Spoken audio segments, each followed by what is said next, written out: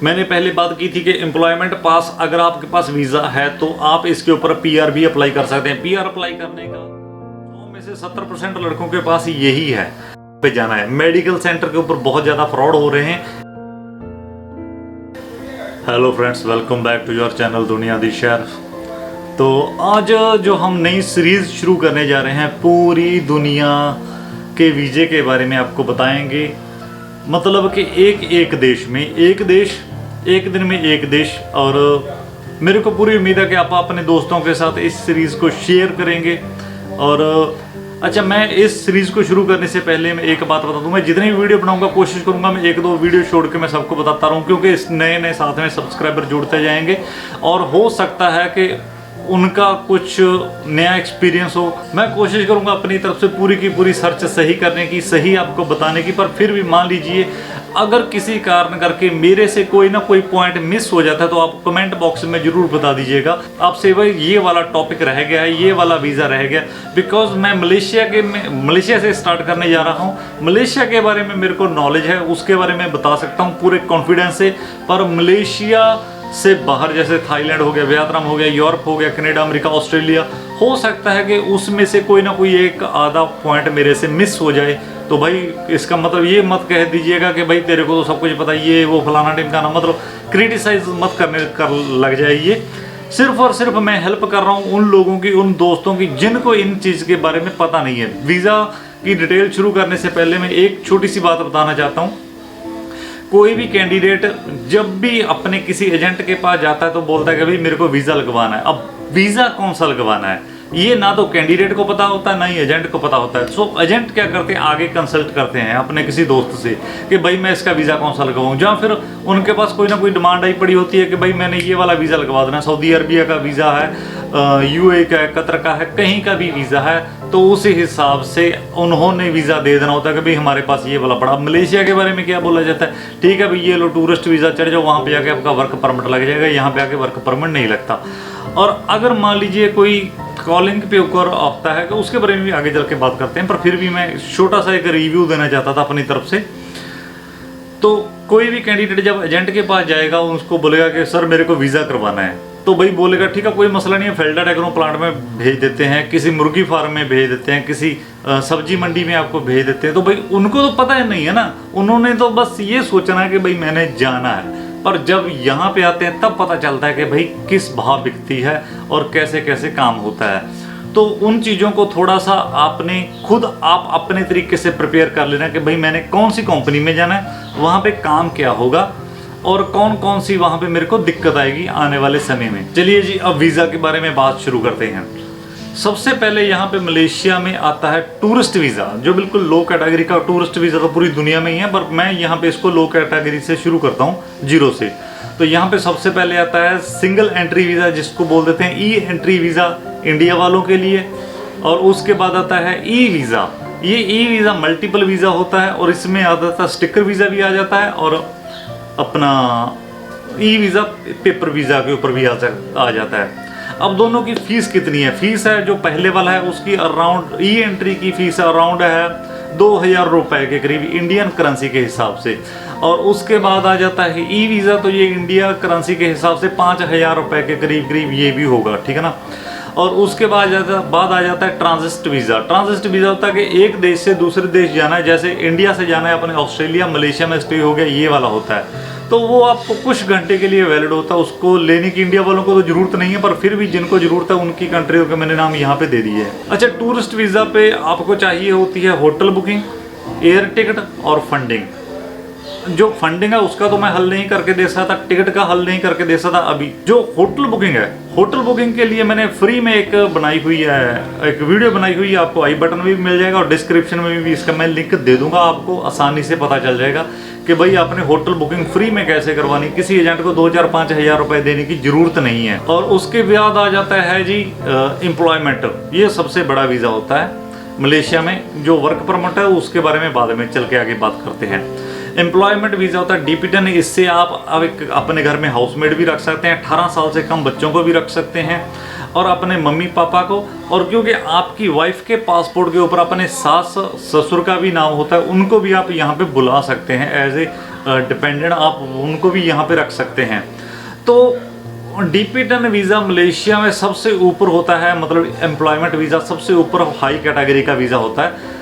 इसके अंदर आप अपने बच्चों को स्टडी भी करवा सकते हो यहाँ पे सरकारी स्कूल में, कोई मुश्किल वाली बात नहीं होती है, इजी है यहाँ पे। नहीं तो भाई सरकारी स्कूल में यहाँ पे बच्चों को स्टडी करवाना बहुत मुश्किल है। जो नॉर्मल वीज़े होते हैं, प्लांटेशन हो गया, कंस्ट्रक्शन हो गया, मैन्युफैक्चरिंग हो गया, सर्विस सेक्टर, कोई भी वीज़ा हो गया, उसके ऊपर बच्चों को स्टडी करवाना मुश्किल है। मुश्किल नहीं है भाई, नामुमकिन है, बच्चों को स्टडी ही नहीं होती है, सीधी सी बात है। और उसके बाद आ जाता है टेम्पररी एम्प्लॉयमेंट पास। ये क्या होता है कि आपको 3 साल के लिए होता है, 2 साल या 3 साल के लिए होता है, टेम्पररी होता है, ये फिक्स नहीं होता है। इसके ऊपर अपने डिपेंडेंट वीज़ा, अपने जो डिपेंडेंट है, अपनी फैमिली है, उसको नहीं बुला सकते, किसी को भी नहीं बुला सकते। ये 3 साल के लिए होता है मात्र।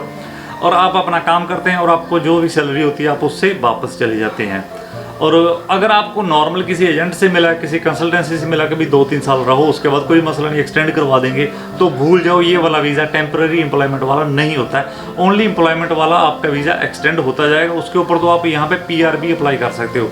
आगे चल के PR की भी बात करते हैं। उसके बाद आ जाता है प्रोफेशनल विजिट पास। प्रोफेशनल विजिट पास आपको 6 महीने के लिए मिलता है और इसके ऊपर आप वीज़ा आगे एक्सटेंड नहीं करवा सकते। अगर कोई वीज़ा एक्सटेंड करवा सकता है तो चलो ठीक है, मान लेते हैं कभी हो भी जाता होगा, पर मैंने आज तक नहीं देखा है कि किसी का वीज़ा प्रोफेशनल विजिट पास जो होता है एक्सटेंड हो गया हो। उसको कन्वर्ट किया जा सकता है किसी दूसरे वीज़ा में, बड़े वीज़ा में। तो ये तो हो गई थी कुछ बड़े वीज़े।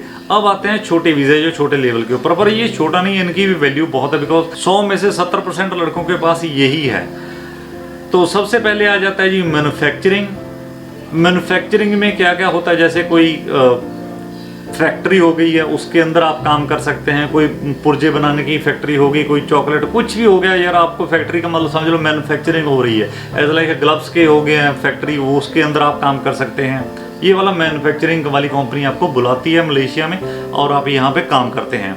और उसके बाद आ जाता है जी कंस्ट्रक्शन। कंस्ट्रक्शन का तो सिंपल सा शब्द है, आपको पता ही है कि इमारतों की उसारी होती है, वहाँ पे आपको काम करना होता है। कंस्ट्रक्शन में जो जो आपके लिए सही आपकी स्किल होगी उसके हिसाब से वेल्डर हैं, प्लम्बर हैं, जो भी हैं आपके हिसाब से, पर लिखा आपके वीज़ा के ऊपर कंस्ट्रक्शन ही रहेगा, आप देख सकते हैं। और उसके बाद आ जाता है प्लांटेशन। प्लांटेशन होता है पाम ऑयल की खेती के लिए या फिर जंगलों में काम करने के लिए। अब अगर आपके वीज़ा के ऊपर प्लांटेशन लिखा हुआ है, इंडिया से आपने वीज़ा लेना है, पाकिस्तान से कहीं भी लेना है, तो भाई आप थोड़ा सा सोचिए और 100 में से 90% डर के इस वीज़े को हाँ बोलिए, नहीं तो भाई मुश्किल है। प्लांटेशन वाला वीज़ा थोड़ा सा खतरनाक होता है मलेशिया में। अब सरकार ने 2020 में ये एक नई स्कीम लॉन्च की है, 3D, डर्टी, डिफ़िकल्ट, डेंजरस। ये तीनों इसी वीज़ा की कैटेगरी में आते हैं। तो ये फॉरेनर के लिए, अगर आप इंडिया से आ रहे हैं, अगर आप मलेशिया में हैं और मलेशिया में आप लगवाना चाहते हैं तो बात अलग हो जाती है।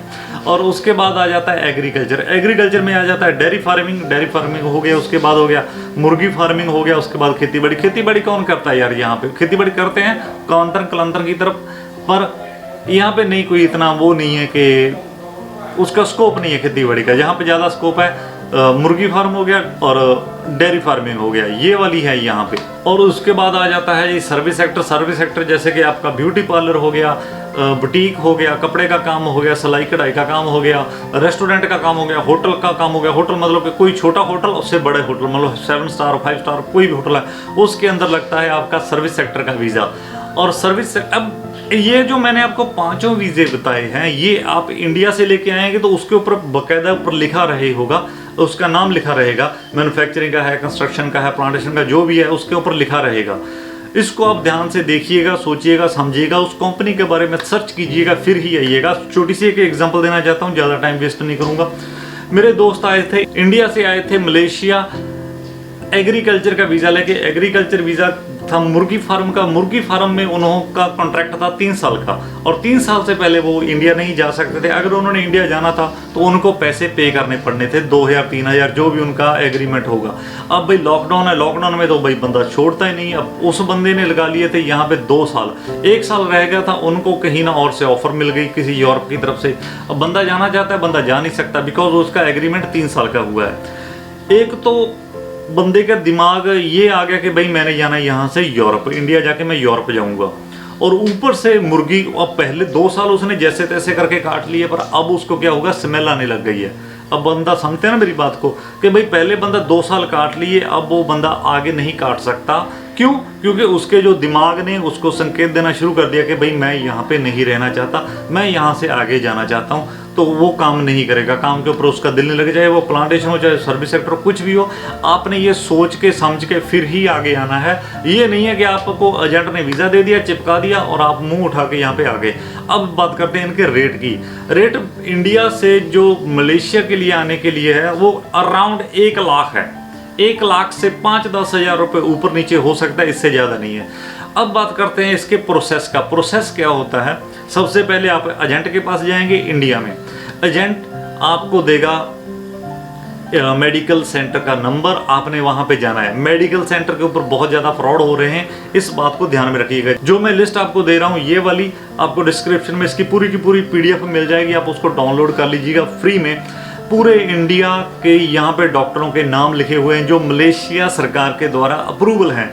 कोई लंडी बुच्ची से आप ये मत कि ये आपने उससे लेबॉर्ट्री में करवा लिया मेडिकल, उससे करवा लिया, उससे करवा लिया, आपका उसके बाद मेडिकल फेल हो जाएगा या पास हो जाएगा, आपको वीज़ा नहीं लगेगा, उस चक्कर में भी मत पड़िएगा। आपको किसी एजेंट ने लिख के दे दिया कि भाई आप जाओ फलाने एजेंट डॉक्टर के पास जाओ, फलानी लेबॉर्ट्री के पास जाओ, आपने अपना मेडिकल करवा लिया, उसमें मत पड़िएगा। जो मैंने आपको नीचे लिस्ट दी हुई है डिस्क्रिप्शन में, उसको आप रीड कर लीजिए। उसमें ही ऑथेंटिकली और ओरिजिनल और जेन्युइन मलेशिया की तरफ से जो अप्रूवल लेबॉर्ट्री है उसमें से जाके आपने अपना मेडिकल करवाना है। कहीं लंडी बुच्ची के पास मत चले जाइएगा, पैसे फंस जाएंगे। और उसके बाद आ जाते हैं जी, जब आपका मेडिकल हो जाता है, मेडिकल होने के बाद वहाँ पे आपका खर्चा आ जाएगा अराउंड 10 हज़ार रुपये, क्योंकि आपके फिंगरप्रिंट होंगे, आपका क्रिमिनल रिकॉर्ड चेक होगा, आपकी मेडिकल हिस्ट्री चेक होगी। वहाँ पे आपको मिलेगा एक बायोमेट्रिक फिंगरप्रिंट का एक स्टिकर मिलेगा, देख रहे हैं साथ में ये वाला ऐसा होता है, आपको ये वाला लेटर, और उसके साथ मिलेगा आपको लेटर। वो लेटर लेके आपने अपने एजेंट के पास जाना है। एजेंट ने अपनी कंपनी में वीज़ा आपका अप्लाई कर देना है। अराउंड 30-40 दिन में आपका वीज़ा आ जाता है, और वो कॉलिंग लेटर पे ऊपर लिखा रहेगा सारे का सारा। आपका इंश्योरेंस भी होगा। इंश्योरेंस मस्ट है मलेशिया में, इसके लिए भी मैंने एक वीडियो बना रखी है। मलेशिया में इंश्योरेंस मस्ट है, वो भी देख लीजिए। आई बटन में भी क्लिक कर लीजिएगा, नीचे भी डिस्क्रिप्शन में भी उसका मैं लिंक दे दूंगा, वो भी आप देख लीजिएगा। और इंश्योरेंस और सब कुछ आपने चेक करने के बाद अपनी पूरी जितनी भी आपके दिमाग में है, जितनी भी गलतफहमी, अगर नहीं आपको समझ लगे फिर भी तो आप मेरे से पूछ सकते हैं। 17 419 95 35 ये मेरा नंबर है, आप मेरे से बात कर लीजिएगा। बिल्कुल फ्री में कंसल्टेंसी है, कोई आपसे रुपया नहीं लिया जाएगा। और हमारी वेबसाइट दुनियादीशहर.com में भी आपको कुछ ना कुछ ऐसी जानकारी मिलती रहेगी, यूट्यूब चैनल के ऊपर तो मिलता ही रहेगा। अच्छा यार, अभी आगे वाली बात करने से पहले एक छोटी सी रिक्वेस्ट है। अगर आपका जो सब्सक्राइब का बटन है रेड है तो उसको ग्रे कर दो यार, समझते हैं ना? ओके, तो अब बात करते हैं उससे आगे। MM2H मलेशिया माई सेकंड है। मलेशिया माई सेकंड होम का मतलब है कि कम से कम आपकी उम्र होनी चाहिए 40 से 50 साल। 50 साल से ऊपर हैं तो आप अप्लाई कर सकते हैं। अगर आप नीचे हैं तो भी कर सकते हैं, पर मलेशिया में मिनिमम टू मिनिमम आपको 2 लाख से लेके 5 लाख रिंगिट तक इन्वेस्ट करनी पड़ेगी। मतलब कि इंडिया का अराउंड 50 लाख से ऊपर हो जाएगा। अगर आपके पास इतना पैसा है तो भाई कनाडा अमेरिका अप्लाई करो, यहाँ पे क्यों टेंशन लेनी है। अगर आप करना भी चाहते हो, मलेशिया कोई बुरा देश नहीं है, मैं ये नहीं कहता कि बुरा, मलेशिया ओके है। मैं भी यहाँ पे हूँ और यहाँ पे बढ़िया कमाई भी कर रहा हूँ, पर मुश्किल यहाँ पे ये आती है कि A to Z जितना भी यहाँ पे काम है पूरे का पूरा दारोमदार कंपनियों के ऊपर है, और कंपनियाँ ही वीज़ा देती है। अब कंपनियों की बात करते हैं कि अगर मान लीजिए अपने मलेशिया में अपनी कंपनी स्टेबल करनी है, अपने मलेशिया में अपनी एक कंपनी खोलनी है, उसके लिए क्या क्या सीन है और क्या क्या सिस्टमेटिकली ढंग है, तरीके हैं, उसके लिए मैंने वीडियो बनाई हुई है। आई बटन में भी दिया हुआ है और नीचे डिस्क्रिप्शन में भी दी हो, पूरी की पूरी फुल डिटेल में वीडियो बनाई हुई है। पर फिर भी अगर आपको उसके बारे में भी और कुछ जानकारी लेनी है तो कमेंट बॉक्स में बता दीजिएगा, वो भी मैं आपको जानकारी देने की कोशिश करूंगा। वीडियो शुरू करने से पहले मैंने बताया था कि हो सकता है कि मेरे पास पूरी कंप्लीट जानकारी ना हो सकता है आधी अधूरी जानकारी हो, पर फिर भी मैंने कोशिश की है कि भाई आपको गाइड करने की, कुछ ना कुछ बताने की कि आपको यहाँ पे मलेशिया में कौन कौन से वीज़े मिलेंगे। ये वाले वीज़े आपके लिए आसानी हो सकती है इन वीज़ों को सोचने के बाद, समझने के बाद कि भाई हाँ ये वाले मलेशिया में वीजे हैं। अब इन वीज़ों के साथ एक और वीज़ा आ जाता है स्टूडेंट पास। अगर आपको स्टूडेंट वीज़ा चाहिए तो ये वाली साइट पे चले जाइए, आपको आसानी से मिल जाएगा। और इसका मैंने लिंक भी नीचे डिस्क्रिप्शन में दे दिया है। आप उस साइट पे जाके अपना स्टडी वीज़ा खुद अप्लाई कर सकते हैं, बिना किसी एजेंट के, बिना किसी सिरदर्दी के। आप अपना वीज़ा अप्लाई कर सकते हैं। मैंने पहले बात की थी कि एम्प्लॉयमेंट पास, अगर आपके पास वीज़ा है तो आप इसके ऊपर PR भी अप्लाई कर सकते हैं। PR अप्लाई करने का इसका जरिया है कि आपके पास वीज़ा है, आप PR अप्लाई कर सकते हैं, पर कम से कम वो 2 बार रिन्यू होना चाहिए, पहली बार और दूसरी बार। मतलब कि आप 3 से 4 साल के बाद आप अपना यहाँ पे PR अप्लाई कर सकते हैं। PR कहाँ पे अप्लाई होना है आपको पूरी इस साइट से जानकारी मिल जाएगी। आप इस साइट से देख लीजिएगा, और डिस्क्रिप्शन में इसका मैंने लिंक भी दे रखा है। भाई हर बात पे ये मत सोचिएगा कि मैं ये बोल रहा हूँ कि डिस्क्रिप्शन में, उसका रीज़न क्या है कि भाई आप आसानी से डायरेक्ट उस साइट पे जाके खुद सर्च कर सकते हैं। मैं यहाँ पे एक जरिया बना हुआ हूँ शॉर्टकट में आपको बताने का। अगर मैं पूरी की पूरी डिटेल इसी वीडियो में बता दूंगा तो भाई मेरे ख्याल से आप बोर भी हो सकते हो, आप परेशान भी हो सकते हो कि यार इतनी जानकारी हमसे नहीं ली जा सकती, हम हैंग हो जाएंगे। तो भाई अगर PR लेनी है, अपने मलेशिया में परमानेंट रेजिडेंस अप्लाई करना है, तो उसके सारे के सारे तरीके आपको इस साइट में मिल जाएंगे। आसानी से आप इस बात को समझ सकते हैं। और ठीक है जी, फिर कल को मिलते हैं थाईलैंड का वीज़ा लेके। थाईलैंड के वीज़े के बारे में बताएंगे, उसके बाद कोरिया, सियोल, जापान, बहुत से देश आने वाले हैं। और अभी के लिए हमें इजाज़त दीजिए। थैंक यू, शुक्रिया, धन्यवाद।